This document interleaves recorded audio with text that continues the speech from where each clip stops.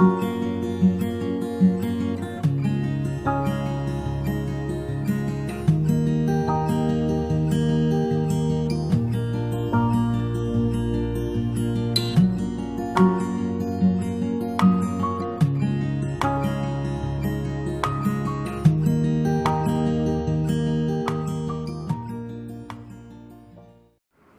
para pecinta catur Indonesia, kembali lagi di Tarigan Catur Channel.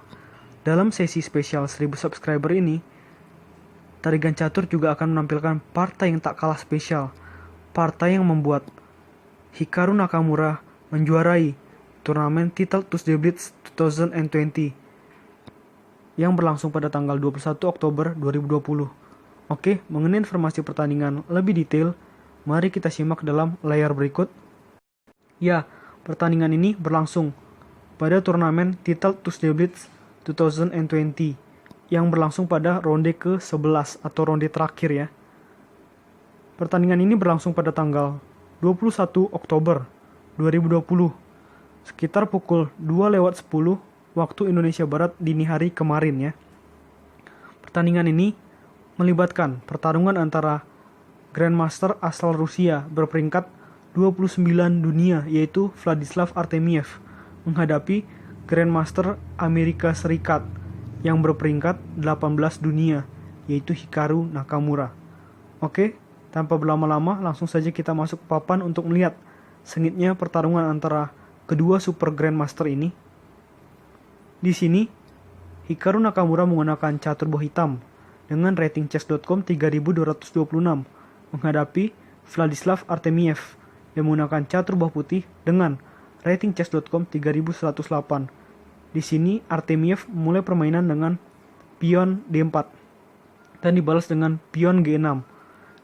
Ini adalah pertahanan modern ya, dan ini juga menjadi awal dari pembukaan Hikaru yang menginginkan VN1 gajah terlebih dahulu sebelum mengembangkan buah-buah atau perwira-perwiranya yang lain.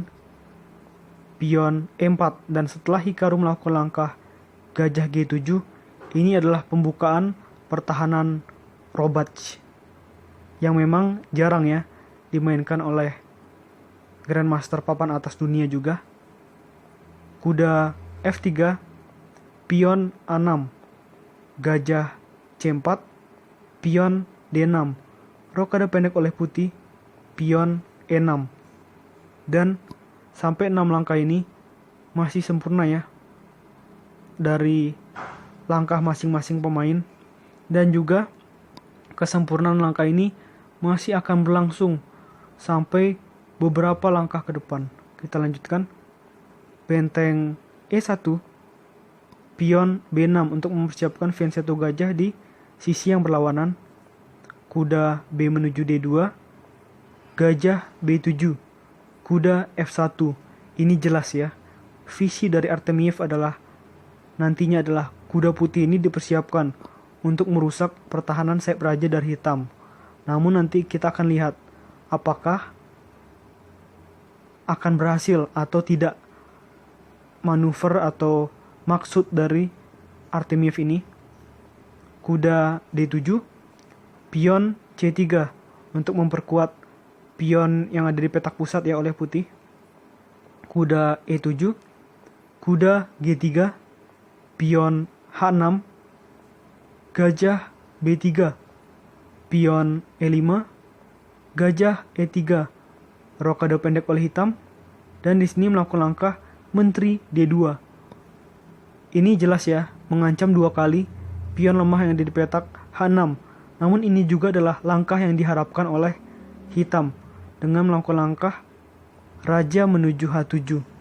Jadi, langkah raja H7 ini menjadi bermakna saat raja dipergunakan atau mempunyai fungsi untuk menjaga pion ini, dan juga raja hitam ini berada dalam posisi yang strategis yang membuat sulit ya bagi putih untuk dapat menembus pertahanan hitam. Kita lanjutkan. Benteng menuju D1, kuda C6, gajah D5, menteri E7, pion D pukul E5, pion D pukul E5, pion B4, kuda F6, dan gajah B3. Sampai sejauh ini langkah dari masing-masing pemain masih sempurna ya. Jadi memang kedua pemain ini masih sangat kuat hafalan pembukaan dan setengah middle game-nya, karena ini sudah memasuki middle game ya. Namun langkah dari kedua pemain masih tanpa celah.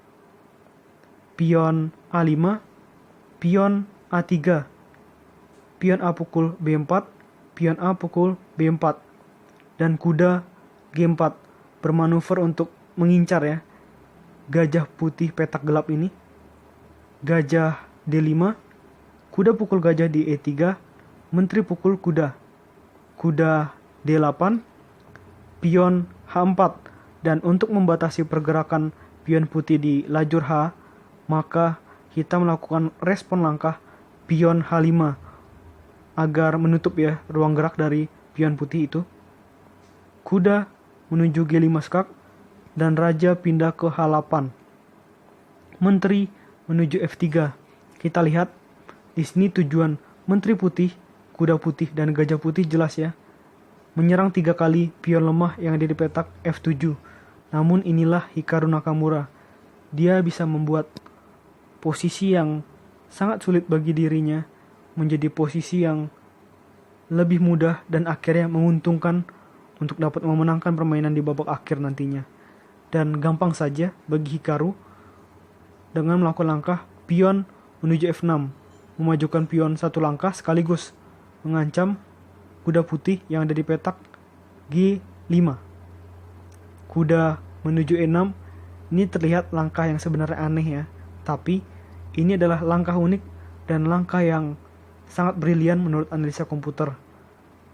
Karena setelah kuda hitam pukul kuda putih, tentulah gajah putih tidak akan makan kuda hitam, melainkan gajah putih makan gajah hitam petak terang yang sudah tak ada lagi pelindungnya karena kuda hitam sudah melangkah. Dan di sini karena benteng hitam dalam posisi diancam, benteng hitam yang ada di petak A pindah ke D8 untuk mengajak pertukaran benteng dengan putih. Dan di sini putih melakukan langkah kuda menuju E2, pion C5, benteng pukul D8, benteng pukul D8, gajah D5, pion C pukul B4, benteng B1, pion B pukul C3, menteri pukul C3, dan kuda C7. Di sini putih melakukan langkah gajah menuju A2. Sebenarnya menurut tarigan catur, langkah gajah menuju A2 merupakan langkah yang kurang bagus ya. Karena kenapa? Di sini benteng putih memiliki kesempatan untuk memakan pion lemah yang ada di petak B6. Namun ini tidak dimanfaatkan. Padahal pion hitam ini nantinya yang membuat atau menjadi awal kehancuran dari pertahanan Vladislav Artemiev. Di sini putih justru melakukan langkah gajah menuju A2. Di sini langsung saja pion B5, menteri A5, gajah H6, gajah B3, gajah D2 dengan tempo mengancam menteri putih, menteri B6, menteri D6, menteri B7, gajah B4, benteng D1 mengancam menteri hitam ya, dan menteri hitam pindah ke E7. Benteng pukul benteng di D8 dengan tempo skak, menteri pukul benteng, menteri C6, raja G7, memajukan raja untuk sebagai persiapan memasuki babak akhir. Pion F4, ini adalah langkah blunder ya dari Vladislav Artemiev. Di sini analisa komputer menyebutkan ada langkah yang lebih baik dari pion F4, yaitu dengan melakukan langkah pion G3. Apabila ini dilakukan, maka menurut analisa komputer akan seperti ini: gajah A5, kuda C1, Raja F8, Menteri C5 skak, Menteri menutup di E7, Menteri C6, Gajah B4, Menteri B7, Menteri D8, Menteri C6 dan seterusnya. Dan dalam situasi seperti ini kita lihat bahwa walaupun hitam lebih unggul secara jumlah pion, namun situasi ini masih lebih baik ketimbang dari Artemiev melakukan langkah pion menuju F4. Ini adalah langkah salah. Dan balasan Hikaru seterusnya juga sangat bagus sehingga Artemiev tidak memiliki kesempatan untuk memenangkan permainan. Menteri E7, pion F5. Menteri C5 skak di sini sekaligus tempo skak dan mengajak ya pertukaran dengan Menteri Putih. Di sini Artemiev terpaksa ya memakan Menteri Hitam dan Menteri Putih dipukul oleh Gajah Hitam dengan tempo skak juga. Raja pindah ke F1. Ini sudah memasuki permainan babak akhir. Dan inilah keseruan dari permainan ini, di mana walaupun Artemiev sudah kalah satu pion, namun di sini Artemiev masih berjuang ya untuk dapat bermain atau dapat setidaknya meraih hasil seri di sini. Gajah E3, pion F pukul G6, Raja pukul G6, kuda G3, Gajah F4, kuda F5, kuda A6, Gajah D5, kuda C5, Gajah C6, pion B4, Gajah E8 skak, Raja H7, kuda D6, pion B3, kuda C4, Gajah C1. Lihat, ini pion hitam ini sudah kesulitan ya, sudah sulit ya untuk dibendung oleh Artemiev untuk berubah menjadi atau promosi menjadi menteri. Gajah pukul H5, kuda pukul E4, Gajah D1 dengan tempo mengancam pion hitam ini. Kuda menuju C5 agar pion yang ada di petak B3 menjadi lebih kuat.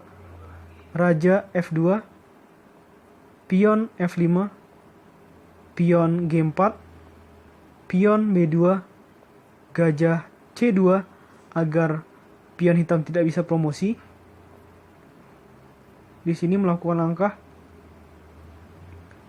kuda menuju E4 skak, Raja pindah ke G2, kuda C3. Lihat di sini